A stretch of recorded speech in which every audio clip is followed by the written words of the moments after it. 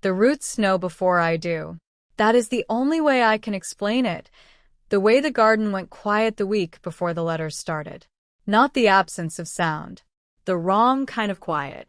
The kind that comes when something underground is bracing. I know what it costs to save a life in the dark. The particular weight of a wrist pressed to a child's mouth and the walk home after, alone, through November wind that did not care what I'd just given. He didn't know any of that. He came to take my land, and what he didn't understand, what men like him never understand, is that what grows here doesn't belong to the ground. It belongs to the women who bled for it. I was still healing when he lit the match. Before we go any further, I want to ask you something. Are you still carrying something that cost you more than anyone ever knew? Something you gave without being asked, without being thanked, without anyone understanding the weight of it? If you felt that in what I just said, stay. This story is for you. And if you haven't subscribed yet, please do. It lets me keep telling the ones that matter. The Crimson Garden does not wake. It simply continues. Before the sun clears the ridge line, before the first light catches the frost on the raised beds, I am already walking the rows. Barefoot. The soil here has the particular cold of ground that has held the same roots for 150 years. Not the sharp cold of new earth, but something denser. A cold that knows it has been asked to hold something worth keeping. My great-great-grandmother Adiz planted the first bed in the 1870s, before Cheyenne was the city it would become, when this stretch of high plains was just wind and possibility, and the kind of quiet that either breaks you or teaches you to listen. She brought seeds wrapped in cloth from a country she would not return to, pressed into soil she had not yet learned the name of, and she tended them the way she tended everything, without asking the land's permission, without expecting its gratitude. She simply stayed. The roots came later. I learned the plant names before I learned to read. Crimson nettle root, for fever. Dusk bloom, for grief that has settled into the body and decided to live there. Harrow seed, for wounds that have closed over something they should not have. I learned them the way other children learn prayers, by repetition, by the sound of my grandmother's voice, by the understanding that forgetting was not an option because someone would need them and need me to know. The garden covers half an acre, shaped by the accumulated decisions of 10 generations of women who added what they understood and removed nothing. There is a stone altar at its center that I have touched every single morning of my adult life, running my hand over the carved face of it the way you touch something you want to remember, even when you are not thinking about it. That altar is rubble now. But this part of the story hasn't reached the fire yet. 6 weeks before the letters started, I went to the Galahad estate in the night. I did not announce myself. The estate's healers had logged the young heir's condition as critical and declining, and the family had closed the gates to outside contact.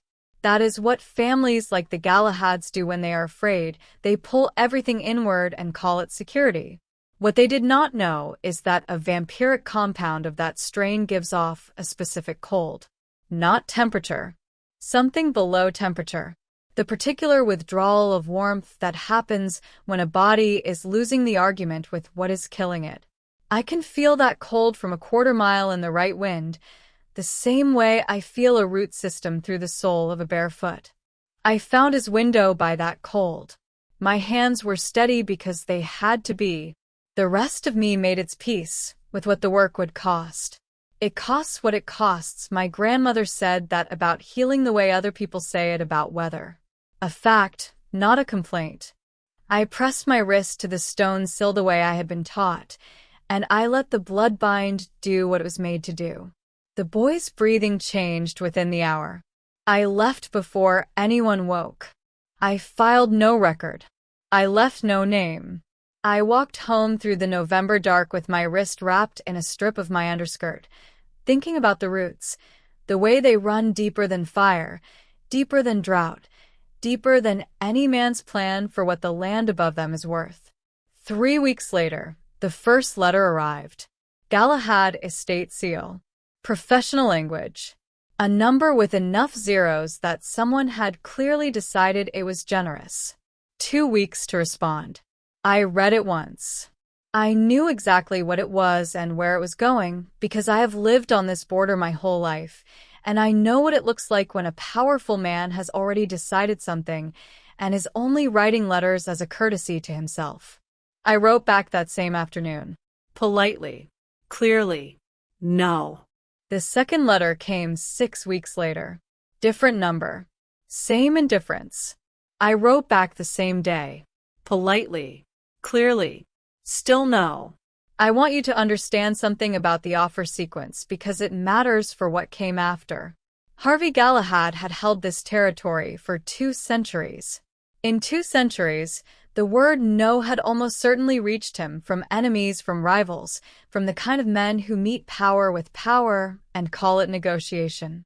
What he had not encountered in all that time was the particular quality of a refusal that did not want anything back. No counteroffer embedded in it. No implied price. Just the answer itself, complete, delivered in plain handwriting on plain paper, 3 sentences. Thank you, still no, I wish the estate well. That is a different thing entirely. And I think it was the difference he could not locate. His mother understood it. Millicent Galahad came to the garden once during the offer sequence, not to persuade, not to deliver anything on his behalf. She stood at the gate for a long moment before she came in, the way people stand at the threshold of a place they're deciding whether they have the right to enter. She was silver-haired and careful, and she looked at the beds the way someone looks at something they have thought about for years from a distance. She didn't stay long. She said only, I hope he listens. She said it the way you say something you already know the answer to. She didn't tell me what she knew about this garden. Not yet. The third letter arrived in November, and it was 4 times the original number. Enough to build a new property anywhere in the state. Enough that even Dora Reyes, my closest neighbor 2 miles east, said when I told her, Raquel, that is not nothing. It's also not the garden, I said. She looked at me for a moment. Then she looked away, which was the most honest response she could give me. I sent the third refusal the same afternoon.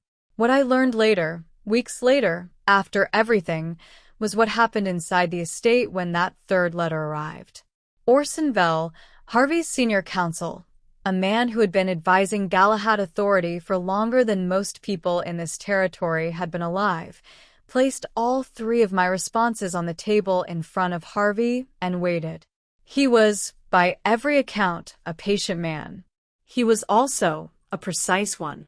He understood the letters for what they were. Petra Coyne did not wait. Petra was Harvey's strategist, sharp-mouthed, quick, the kind of woman who says the true thing in the wrong tone because she has stopped caring whether the delivery is comfortable. She looked at those 3 responses and she said, You are not negotiating with a woman who hasn't understood your offer. You are negotiating with a woman who understood it immediately and found it insufficient. Those are different problems. Harvey went anyway.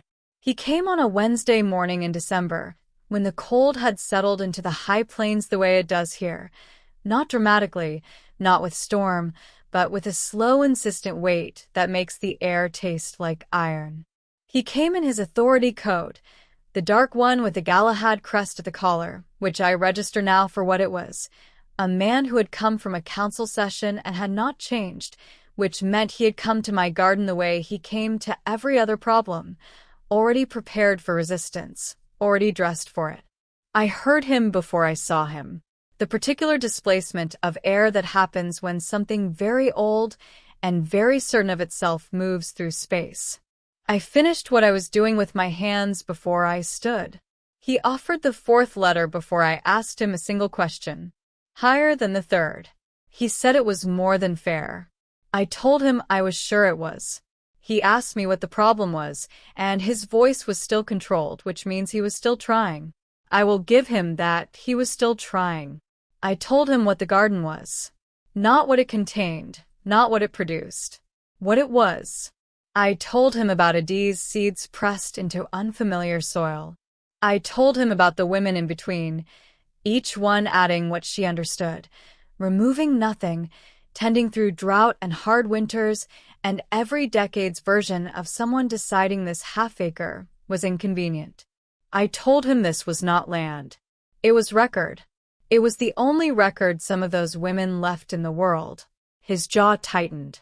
What happened next happened the way weather happens, not with decision exactly, but with accumulation. Everything he was carrying that had no outlet, Shane's poisoning still unresolved at its source, the security failures that had cost him sleep for months, the pressure of a bloodline he was built to protect, and the particular shame of not knowing why his son had survived when his healers couldn't fully explain it. All of it sitting below his sternum like something he'd stopped letting himself feel, because feeling it would require stopping. He swept his arm across the nearest bed. Then the next one. The arch caught fire before either of the men with him had processed what was happening. I dropped to my knees in the ash before the flames had finished with the wood. I did not look at him. I reached for what could still be saved, and I started there, one stem at a time, my hands steady in the way they get steady when everything else is asking them not to be.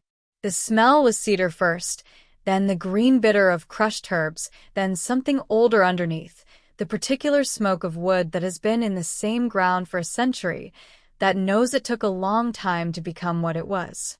He stood in what he had done, breathing hard. Then he walked out.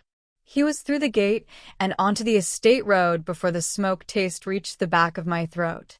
I stayed in the ash until the light changed. I did not sleep that night. Not because I was grieving, but that is not why. I lay in my bed in the stone house at the garden's edge, and I listened to the way the air smelled different. Char and turned earth where there should have been green.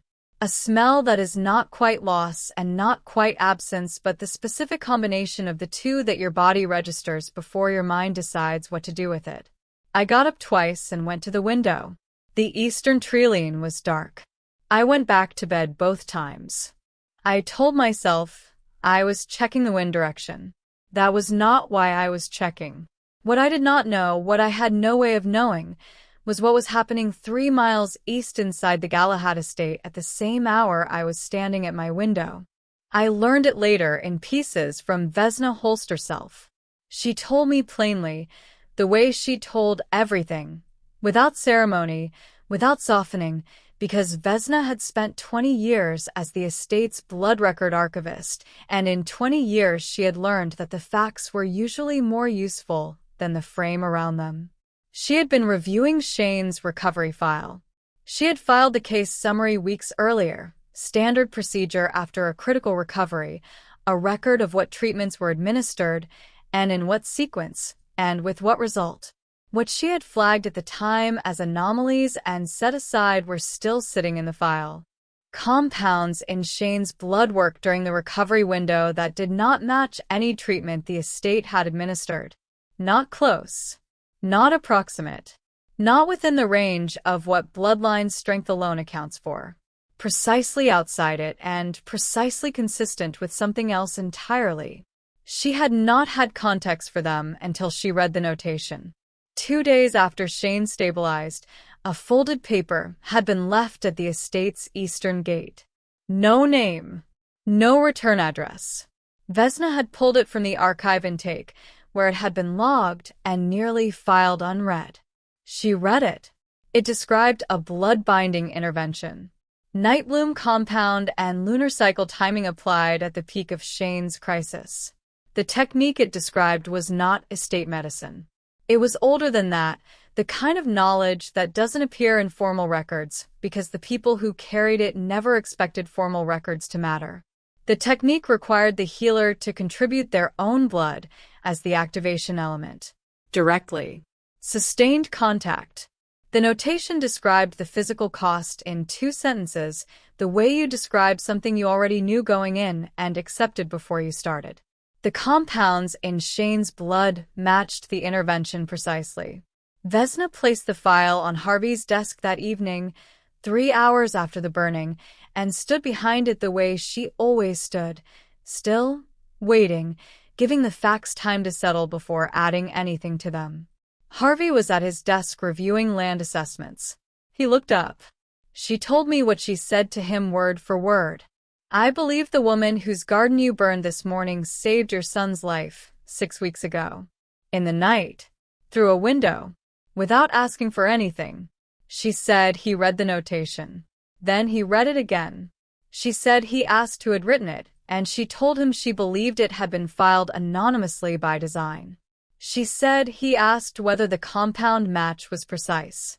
She said yes. She said the room went very quiet after that, and she collected her folder and left because there was nothing more the facts could do in that room. What happened next was not her department. What I know is this.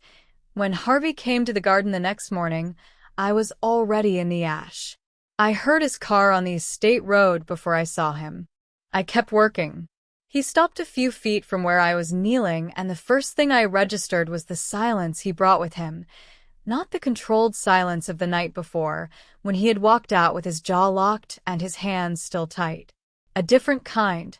The kind that comes after a long night with something that would not let itself be managed. I did not look at his face right away. I finished setting a salvaged, cutting into the row. I was sorting before I stood. When I did look at him, I understood what Vesna's facts had done in that room. I did not feel satisfied. I want to be honest about that because I think it would be easy to imagine I did. He had burned my garden. He had stood in the wreckage of 10 generations of women's work and walked away, and now he was standing in front of me carrying the weight of what he had not known, and I did not feel the vindication I might have expected. What I felt was older than that. The particular weariness of being right about something you wished you had been wrong about. The feeling of watching a person arrive at a truth you have been living for years, and knowing the distance between where they started and where you are is not something that closes in a morning. He opened his mouth. I waited. He said what he came to say. No performance in it, I will give him that. No prepared speech. No reaching for the kind of language that makes a man sound better than his actions. He stood in plain dark clothing with no crest, no escort waiting at the road, and he said, "What I did was wrong. Not strategically wrong. Not a failure of judgment," he could explain with context. Wrong the way a person is wrong when they use the only thing they have, which is power, against someone who had not threatened them. He said it plainly. He meant it. I could hear that he meant it. Then he offered money and a full rebuilding crew, on site within the week. I set down the cutting I had been sorting. I looked at him. Money replants a garden, I said. It does not replant 10 generations of women who kept something alive in ground that the rest of the world kept trying to take from them. One after another, decade after decade, each one adding what she understood and removing nothing, and that is not a thing a crew with lumber and good intentions rebuilds in a week. I don't want your crew. I want you to go away and actually think about what you did. Not justify it, not explain it, not situate it inside everything else you were carrying that morning. Think about it. He was quiet for a long time. Then he said, "I understand." He left slower than the day before. That was the difference. Not the words, not even the absence of ceremony. The pace of a man who has stopped pretending the ground behind him is stable. I watched him go. Then I went back to work. I told myself I felt nothing particular about any of it. I was still telling myself that an hour later, when I realized I had sorted the same row of cuttings twice without registering what my hands were doing. The cold had worked its way through my knees from the ground. I had not noticed. Millicent came 2 days later. She came alone on foot in the early afternoon when the winter light on the high plains goes flat and wide and makes everything look like it is being seen from a great distance. She wore a dark wool coat, and she walked through what remained of the gate the same way she had walked through it during the offer sequence, with the step of a woman who has approached difficult places before and knows how to hold herself steady while doing it. She stood at the edge of the cleared ash for a moment before she spoke. "I knew your grandmother's grandmother," she said. "Not well. Once.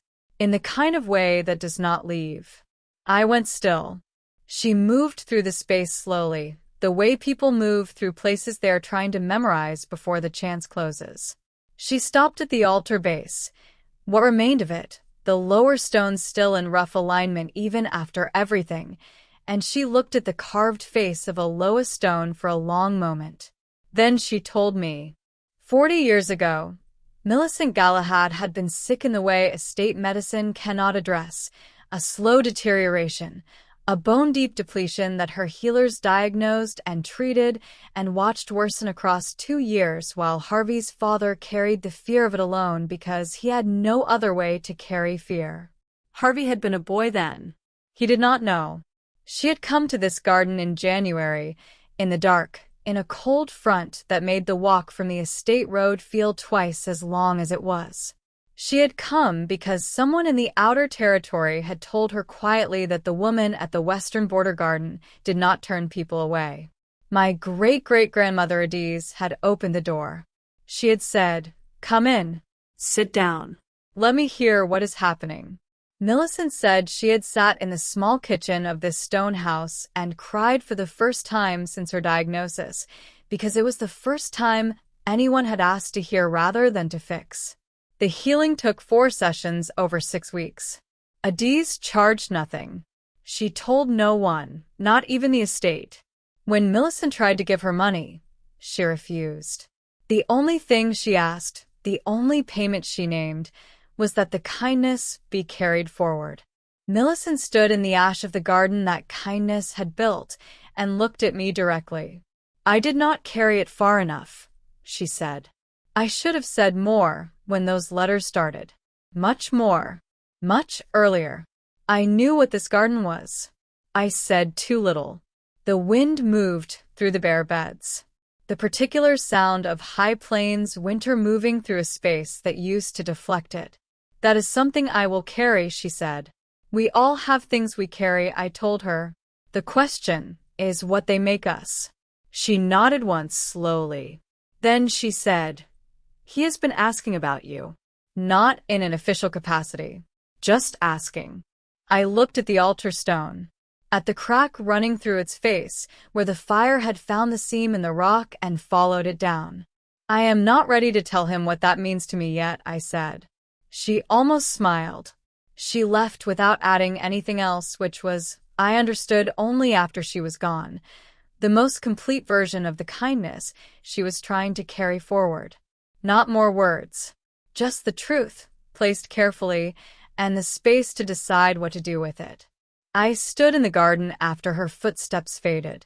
This is the thing about learning: a debt runs deeper than you knew. It does not make the wrong smaller.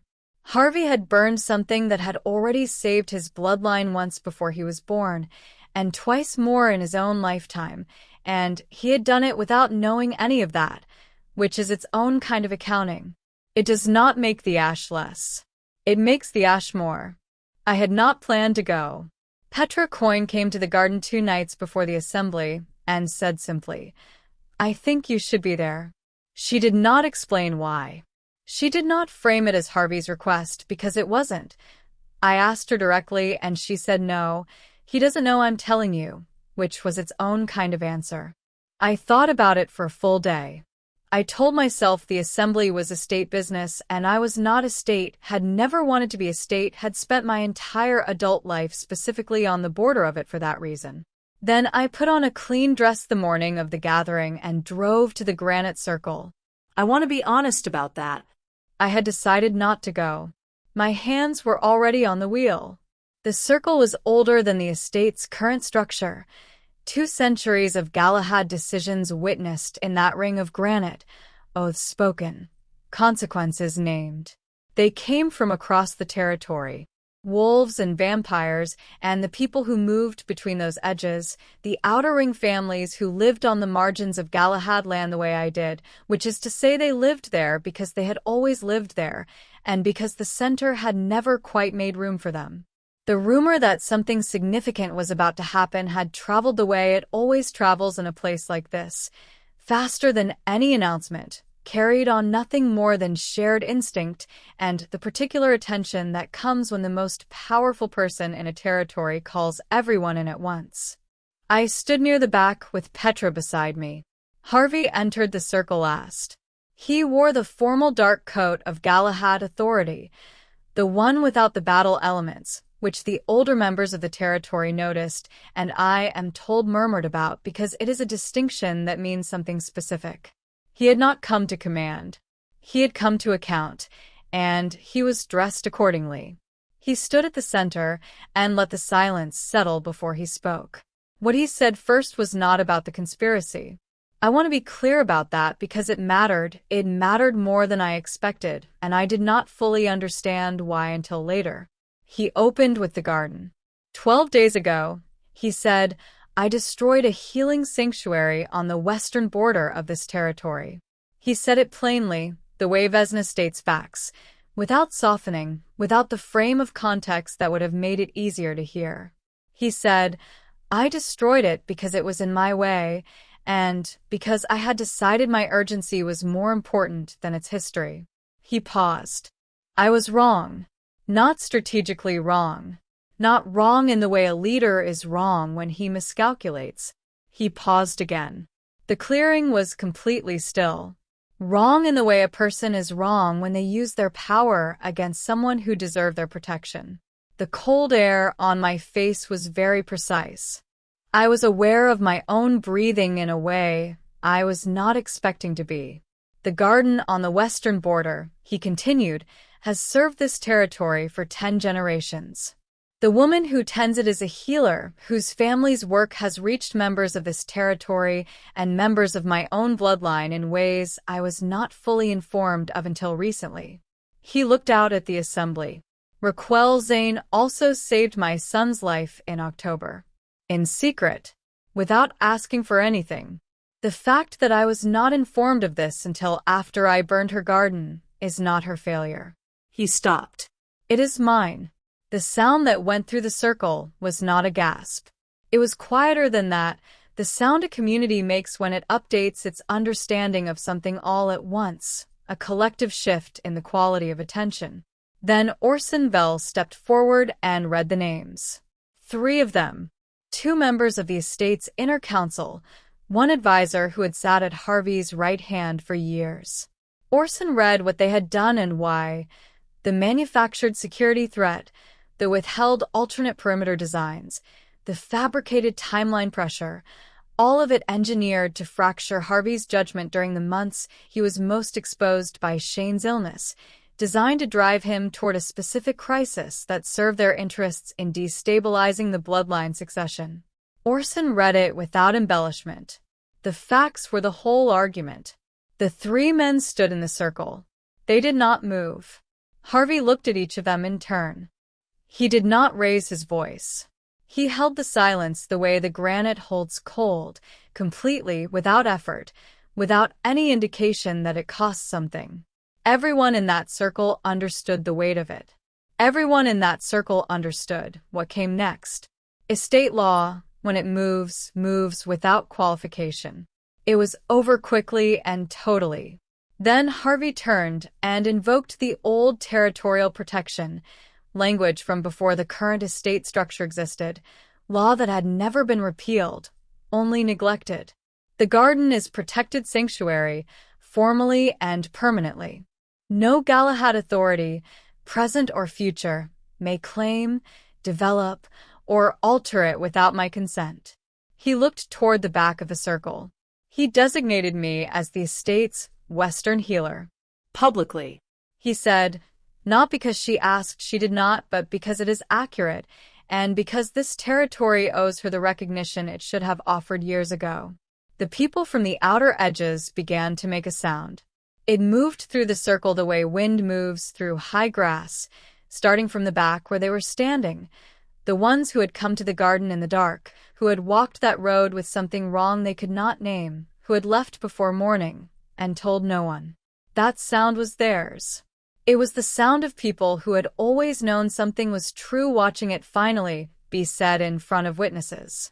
I looked at the ground. I had spent 27 years being quietly necessary in a way that did not require acknowledgement.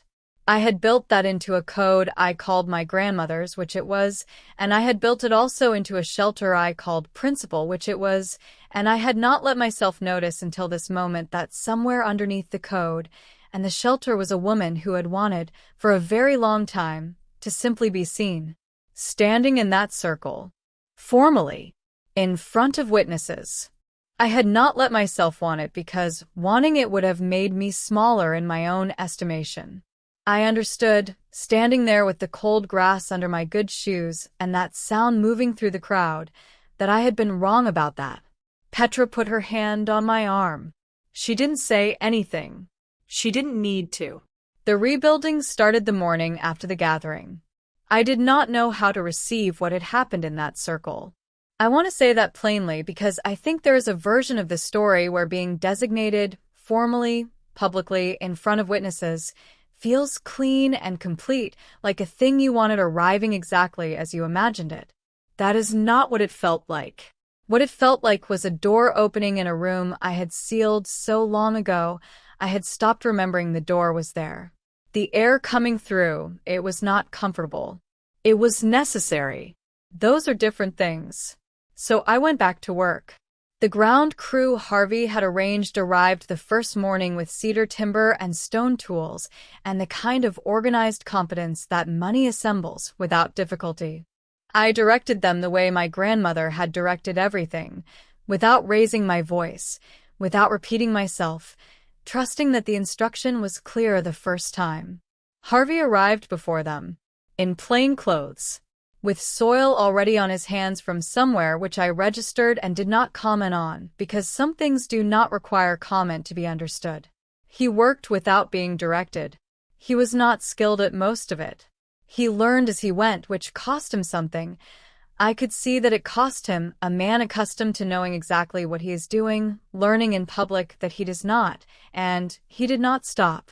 Petra came in the early morning of the fourth day, before the crew, with 2 cups of tea she had produced from the camp setup near the stone house. She sat on the wall and she watched me sort the salvaged root cuttings for a while without saying anything, which is one of the things I had come to understand about Petra Coyne. She was precise about when to speak. "When you saved the boy," she said eventually, "were you frightened?" I stopped working.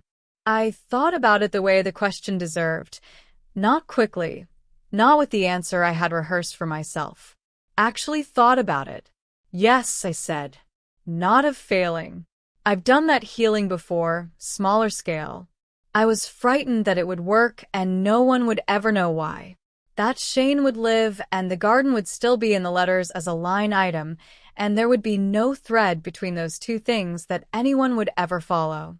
That I would be a ghost who had already done the most important thing, and the world would keep moving the way it always moves, without noticing." I paused. "That is not what happened," I said. Petra was quiet for a moment. Then she said, to no particular point in the air in front of her, she reckoned with something most people spend their whole lives finding ways around. 20 feet away, Harvey went still. He kept his hands on the stones he was moving. He did not say anything. I heard him draw one careful breath before he started again. That was all. It was enough. Late in the 3rd week, the cedar arches were back up. The craftwoman Harvey's team had found in the outer territory had matched the carved detail of the originals so closely that the first morning I saw them standing, I had to go inside the stone house and sit down for a few minutes before I came back out. I did not explain this to anyone. The altar had been repaired with dark river clay, Adi's own technique, the one that sets harder than the original stone and leaves the break visible, which I chose deliberately.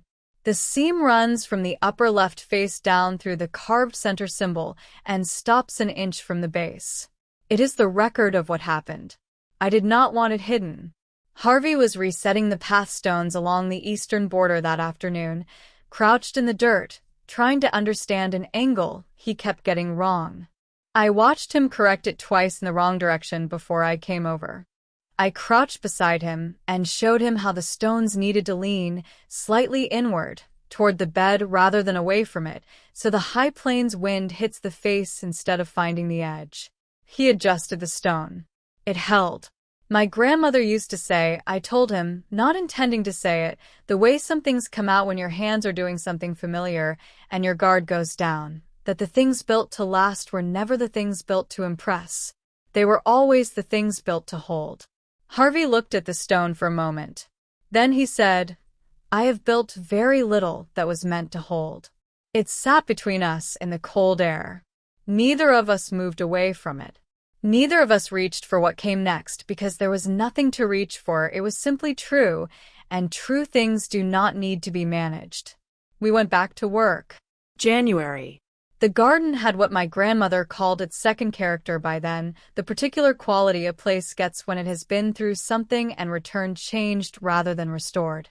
The cedar arches cast long shadows in the cold morning light. The altar seam caught the frost and held its silver against the dark stone.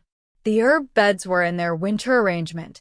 The mulched rose low and quiet, and the new clay bowls the outer territory families had brought, one by one, without announcement, leaving them at the gate in the weeks after the gathering, stood in clusters along the paths. Harvey arrived before the crew. I was already there. I handed him tea, without being asked. I sat beside him on the stone wall, not across from him, not at the working distance we had kept for 3 weeks. Beside. He noticed. I knew he noticed because he went very still for just a moment before he wrapped his hands around the cup. We sat in the quiet garden and watched a small bird investigate the dormant eastern bed with the particular focus of a creature that has not yet accepted that the season is what it is. He asked me what I was to this territory now. Officially. I turned it back. What did he think I was? He took his time. Long enough that I understood he was not reaching for the answer that sounded right. He was looking for the one that was Protected, he said. By law, and by me personally. That's the floor. The weight of that settled somewhere below my sternum in a way I had not prepared for. The floor. I had spent 27 years with no floor at all, tending what I loved on ground that could have been taken at any point by any man with the authority and the appetite for it. The floor was not a small thing. Above the floor? I asked. He turned and looked at me. Not the look I had catalogued in the offer sequence.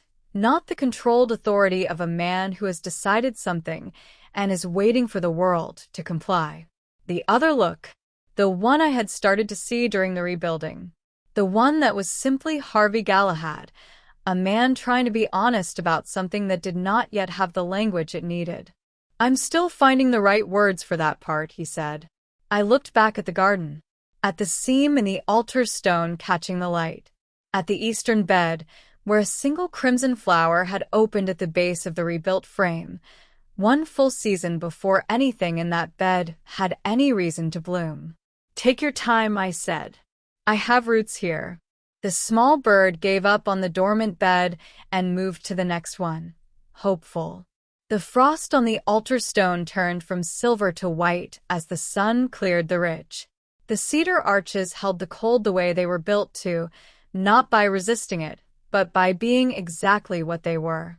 If something in this story found you, if you recognized that particular kind of quiet, the feeling of doing something sacred when no one is watching and wondering if it will ever be enough, I want you to know you are not alone in that. There are other women who have been carrying things like this. Other stories that know what that weight feels like. They're here if you want them. Subscribe so you don't lose them. They are easy to miss if you let them slip.